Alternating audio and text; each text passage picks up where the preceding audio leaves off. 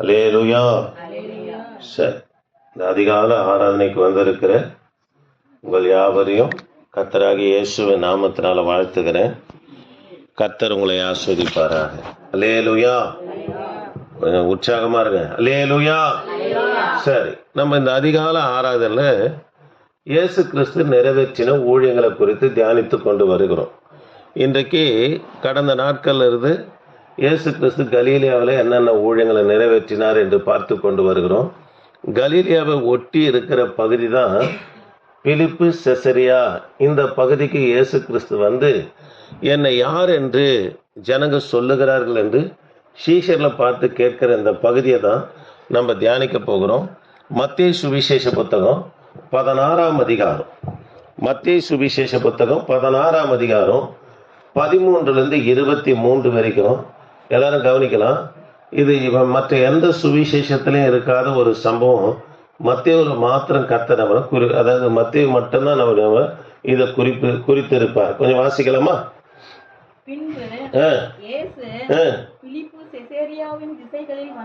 வந்தபோது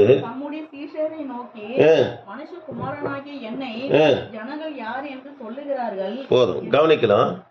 இப்போ சீஷர்களை கலீலியாவில இருந்து பிலிப்பு செசரியா பட்டண திசையை நோக்கி வரும்போது பாருங்க, செசரியாவுடைய வாசல்ல நின்றுதான், பட்டணத்தின் வாசல்ல நின்றுதான் கர்த்தர் கேட்கிறாரு சீஷர்ல, என்னை யார் என்று ஜனங்க சொல்றாங்கன்னு சொன்ன உடனே அதற்கு சீஷருங்க சொல்றாங்க, உம்மை யோவான் ஸ்நானகன் என்றும், சிலர் எலியா என்றும், சிலர் எரேமியா என்றும், அல்லது தீர்க்கதரிசிகள் ஒருவர் என்று சொல்லுகிறார்கள் என்றார்கள். அப்போது அவர்கள், நீங்கள் என்னை யார் என்று சொல்லுகிறீர்கள் என்று கேட்டார். சீமோன் பேதுரு பிரதியுத்தரமாக, நீ ஜீவனுள்ள தேவனுடைய குமாரனாகிய கிறிஸ்து என்றான். அல்லேலூயா. தேவ பிள்ளைகளை உடனே கர்த்தர் சொல்றாரு பேதுருவை நோக்கி, யோனாவின் குமாரனாகிய சீமோனே, நீ பாக்கியவான், ரத்தமும் மாம்சமும் இதை வெளிப்படுத்தல, பரலோகத்தில் இருக்கிற என் பிதாவை இதை உனக்கு வெளிப்படுத்தினார் என்று சொல்லுகிறார். அல்லேலூயா. சரி, எல்லாரும் கவனிக்கணும். சீஷரிடத்துல கேட்கிறார், என்னை யார் என்று ஜனங்க சொல்றாங்க, மனுஷகுமாரனாக வந்திருக்கிற என்ன யார் என்று சொல்லுகிறார்கள் என்று கேட்டபோது ஜனங்க சொல்றாங்க, உம்மை யோவான் ஸ்நானகன் என்றும், எலியா என்றும், எரேமியா என்றும், ஒரு சிலர் தீர்க்கதரிசிகள் ஒருவராக இருப்பார் என்று, பழைய ஏற்பாட்டில் தீர்க்கதரிசிகளிலே ஒருவராக இருப்பார் என்று சொல்லுகிறார் என்று சொன்னபோது அதுக்கு பேதுரு பிரதியுத்தரமாக சொல்றாரு, நீங்க ஜீவனுள்ள தேவனுடைய குமாரனாகிய கிறிஸ்து. அல்லேலூயா. கவனிக்கலாம். இப்போ ஆண்டவர் சொல்றாரு, பேதுருவே, இதை உனக்கு ரத்தமும் மாம்சமும் வெளிப்படுத்தல, கர்த்தரே தேவனே, உனக்கு பரலோகத்தில் இருக்கிற தேவனே வெளிப்படுத்தினார் என்று சொல்றார். தேவ பிள்ளைகளே, பேதுரு மட்டும்தான் நீர் தேவகுமாரன் என்று சொல்றார். பிற்பாடு ஆண்டவர் உடனே சொல்றாரு, யோனாவின் குமாரனாகிய சீமோனே. ஒரு சிலர் சொல்றாங்க யோனாவுடைய தகப்பனார் பேரு, மன்னிக்கணும், பேதுருடைய தகப்பனார் பேரு யோனா என்று சொல்றாங்க. தேவ பிள்ளைகளை சரித்திர குறிப்புகள் என்ன சொல்லப்படுதுன்னா, யோனாவுடைய சந்ததியில இருந்தா யாரு வந்தார்னா பேதுரு வந்தார். உங்க தாத்தா அதாவது புறஜாதியா இருக்கிற நினைவு பட்டணத்துக்கு யோனா போவதற்கு மறுத்தாரு, புறஜாதிகளை வெறுத்தாரு. நீதான் புறஜாதிகள் மத்தியில் ஊழியம் செய்ய வேண்டும் என்று கர்த்தர் புறஜாதிகள் மத்தியில் ஊழியம் செய்கிற திறவுகோலை யார் இடத்துல கொடுக்கிறார்னா பேதுரு இடத்துல கர்த்தர் நபரை கொடுக்கிறார். அல்லேலூயா. கவனிக்கலாம். ஏன் யோனா அதாவது புறஜாதிகளா இருக்கிற நினைவு பட்டணத்துக்கு ஊழியம் செய்ய போகலன்னா, அசிரிய தேசத்தார் படையெடுத்து வருவாங்க. இந்த காப்பேர், கப்பநகம், பெத்சாயிதா இந்த பகுதியில் மீன் பிடிப்பாங்க. யோனா தீர்க்கதரிசியுடைய சொந்த ஊர் காப்பேர். இந்த பகுதியில் மீன் பிடிப்பாங்க. வந்து அசிரிய தேசத்தார் மீனெல்லாம் கொள்ளடிச்சுன்னு போயிட்டு பாருங்க, யோனா தாய் தகப்பன அதாவது யோனாவுடைய கண்களுக்கு முன்பதாக கொடுமைப்படுத்தினாங்க. யோனா இதை 10 வயதுலேருந்து 12 வயது வரைக்கும் பார்த்துக்கினே வரார். ஒரு காலகட்டத்தில் 12 வயது நிரம்பும் போது யோனாவுடைய கண்ணுக்கு முன்பதாகவே நினைவு பட்டணத்தார் யோனாவுடைய தாய் தகப்பன அதாவது கொலை செய்கிறாங்க. அதுல இருந்து யோனாவுக்கு புறஜாதிகளை கண்டா பிடிக்காது, அசிரியாவை கண்டா பிடிக்காது. அசிரியா எதுவும் இல்லை, அதாவது அசிரிய தேசத்துடைய தலைநகரம் தான் எது? நினைவு. அதனால புறஜாதிகளை கண்டவை யாருக்கு பிடிக்காதுன்னா யோனாவுக்கு பிடிக்காததாய் காணப்பட்டது. யோனாவுக்கு 25 வயது ஆகும்போது தீர்க்க தரிசன ஊழியத்தை செய்து கொண்டு இருக்கிறாரு.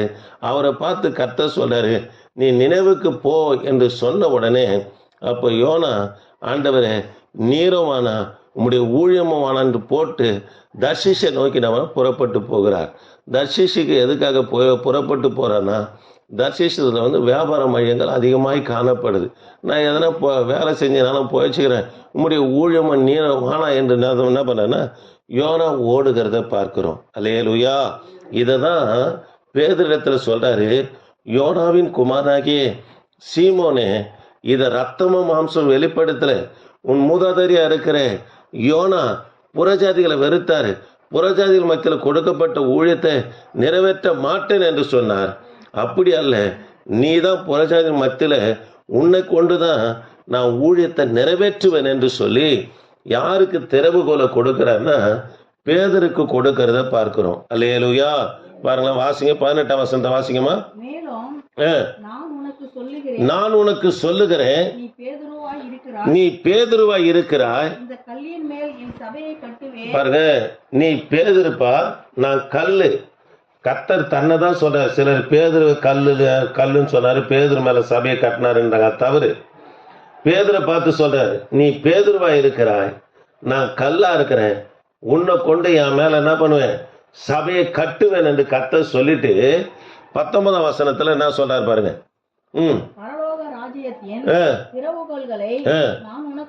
பாருங்க, பரலோக ராஜ்யத்தின் திறவுகோலை உனக்கு தருகிறேன். நீ கட்டுகிறது எதுவோ அது பரலோகத்திலும் கட்டப்பட்டிருக்கும், பூலோகத்திலே நீ கட்டவிழ்ப்பது எதுவோ அது பரலோகத்திலும் கட்டவிழ்க்கப்பட்டிருக்கும் என்றார். அல்லேலூயா. கவனிக்கலாம், பேதுருவிடத்துல ஆண்டவர் என்ன சொல்றான்னா, பேதுருவே, உன்னிடத்துல நான் திறவுகோலை கொடுக்கிறேன், பூலோகத்துல நீ எவைகளை கட்டுகிறதோ அது பரலோகத்துல கட்டப்படும் என்று சொல்றார். சிலர் பிசாசு, ஆண்டவரே இங்க கட்டுற ஆண்டவரே, நீங்க பரலோகத்துல பிசாசை கட்டுவீராக ஆண்டவரன்னு. பரலோகத்துல பிசாசு இல்லை, அவனை கத்த தள்ளிட்டாரு. தேவ பிள்ளைகளே, இங்க ஆண்டவர் சொல்லுகிற காரியம் என்னன்னா, அதாவது நியாயப்பிரமாணத்தின் கட்டை நீ பூமியில அவிழ்க்க போற. நியாயப்பிரமாணத்தின் கட்டு என்னன்னா, புறஜாதிங்க சபைக்குள்ள வரக்கூடாது, சபைக்கு பிரகாரத்துல தான் நம்ம உட்காரணும். பேதுருவே, நியாயப்பிரமாணத்தின் கட்டை நீ அவிழ்க்க போகிற, உன் நிமித்தம் புறஜாதிகள் எங்க வர போறாங்க, சபைக்குள்ள வர போறாங்க. ஆகவே நீ பூலோகத்துல நீ அவிழ்க்கிற இந்த கட்டை பரலோகம் என்ன பண்ணா அங்கீகரிக்கும். நீ பூலோகத்துல போடுகிற கட்டை பரலோகம் அங்க கட்டும் என்று, புறஜாதிகளை கொண்டு சபையை கட்டுவேன், இது பரலோகத்துல கட்டப்படும் என்று சொல்லி பேதருக்கு கத்தனவனா இந்த இடத்துல வாக்கு பண்ணுகிறார். அல்லேலூயா, அல்லேலூயா. கவனிக்கலாம் தேவ பிள்ளைகளை, எதை கத்த சொன்னாரோ அதை அப்படியே பேதுரு கொண்டு நம்ம நிறைவேற்றினார். அப்போஸ்தலர் நடவடிக்கைகளின் புத்தகம், அப்போஸ்தலர் நடவடிக்கையின் புஸ்தகம் 10ஆம் அதிகாரம் முதல் 2 வசனத்தை வாசிக்கலாமா? முதல் 2 வசனத்தை வாசிக்கலாம். இருமா.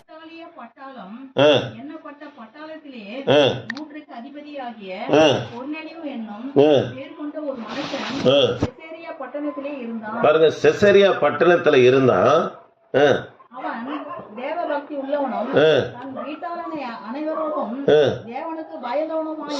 கவனிக்கலாம், செசரியா பட்டணத்துல தான் வச்சு யாருக்கு சொல்றாரு, என்ன யார் என்று கேக்குறீங்கன்னு சொல்றாரு. யார் என்று சொல்றீங்கன்னு சொன்னாரு. பேதுரு சீஷர்ல பார்த்து கர்த்தர் சொன்னார். இதே காரியத்தை கர்த்தர் செசரியாவில் 100க்கு அதிபதியா இருக்கிற புறஜாதியா இருக்கிற இவர் வந்து ரோமானியர். யாருன்னா இந்த கொர்நேலியு, புறஜாதி. அவருடைய வீட்டில் போயிட்டு யார் ஊழியம் செய்கிறாருன்னா பேதுரு ஊழியம் செய்து அவர்களுக்கு ஞானஸ்தானம் கொடுத்து, அது மாத்திரமல்ல, பேதுரு புறஜாதி வீட்டில் போயிட்டு அவங்க மத்தியில் உட்காந்து சாப்பிட்டு இயேசு கிறிஸ்து சொன்ன ஊழியத்தனவனா நிறைவேற்றுகிறத பார்க்கிறோம். அல்லேலூயா. சரி, அப்படியே வந்துடலாமா? கர்த்தர் என்ன வார்த்தையை பேதருக்கு சொன்னாரோ அதை ஆண்டவர் நம்மனை நிறைவேற்றினார். அல்லேலூயா. சரி, அப்படியே வந்துடுமா? மத்தேயு சுவிசேஷ புத்தகம், மத்தேயு சுவிசேஷ புத்தகம் 16ஆம் அதிகாரத்துக்கு வந்துடலாம். 16ஆம் அதிகாரத்துக்கு வந்துடலாம். 21 வாசிங்க. முதல் ஆ, இயேசு ஆ, தாம் எருசலேமுக்கு போய் ஆ, மூப்பராலும் ஆ, பிரதான ஆசாரியாராலும் ஆ, வேத பாரகராலும் ம், பல பாடுகள் பட்டு ம், கொலை உண்டு ஆ, மூன்றாம் நாளில் ஆ, எழுந்திருக்க வேண்டும் ஆ, என்பதை தம்முடைய சீஷர்களுக்கு ஆ. சொல்லத் தொடங்கினார். பாருங்க, இயேசு கிறிஸ்து அதாவது பாடு மரணத்தை குறித்து இந்த இடத்துல சொல்றாரு. எருசலேமுக்கு போக போறேன், மூப்பர்களால நான் ஒப்பு கொடுக்கப்பட்டு மரித்து மூன்றாம் நாள் உழித்தெழுவேன் என்று பாடு மரணத்தை குறித்து இங்க சொல்லும்போது 23ஆம் வசனத்துல அவரை திரும்பி பாருங்க. 23ஆம் வசனத்துல கொஞ்சம் வாசிக்கமா. 23. அவரோ ம், திரும்பி ம். பேதுருவை பார்த்து சரி, 22 பாருங்க. அப்போது பேதுரு அவரை தனியா அழைத்து கொண்டு போய், ஆண்டவரே, இது உமக்கு நேரிடக்கூடாது, இது உமக்கு சம்பவிப்பதும் இல்லை என்று அவரை கடிந்து கொள்ள தொடங்கினான். கர்த்தரே சொல்றார் பேதுரு, ஆண்டவரே, இது உமக்கு நடக்கக்கூடாது. ஆண்டவருக்கு புரிஞ்சு போச்சு. ஏதேன் தோட்டத்தில் இருந்த பிசாசு இப்போ யாருக்குள்ள வேலை செய்யுது? பேதுருக்குள்ள வேலை செய்யுதுன்னு சொல்லி பேதுருவை திரும்பி பார்த்து, எனக்கு பின்னால போ சாத்தானே, நீ எனக்கு இடரலா இருக்கிறாய், தேவனுக்கு ஏற்றவைகளை சிந்தியாம மனுஷனை ஏற்றவைகளை சிந்திக்கிறாய் என்றார். அல்லேலூயா. தேவ பிள்ளைகளை கவனிக்கலாம். முதல்ல தேவனுக்கு ஏற்றவைகளை சிந்தித்தாரு. கர்த்தர் பாராட்டுறாரு. பேதுருவே, சீமோனின் குமாரனே, யோனாவின் குமாரனே, உனக்கு ரத்தமும் மாம்சமும் வெளிப்படுத்தல, கர்த்தரே இதை வெளிப்படுத்தினாருன்னு சொன்னார். ஆனா இப்ப பாத்தீங்கன்னா இவர் சுயமா பேசுறாரு. நீ எப்படி சிந்திக்கிற? மனுஷனுக்கு தேவனுக்குரியதை சிந்திக்காம மனுஷர்களுக்கு ஏற்றவைகளை சிந்திக்கிற என்று சொல்லி அப்பால போ சாத்தானே என்று பேதுருவை கத்தனவனா கடிந்து கொள்ளுகிறத பார்க்கிறோம். அல்லேலூயா. சரி, சாத்தான் என்ற தலைப்புல ஒரு 3 காரியத்தை பார்க்கலாம்.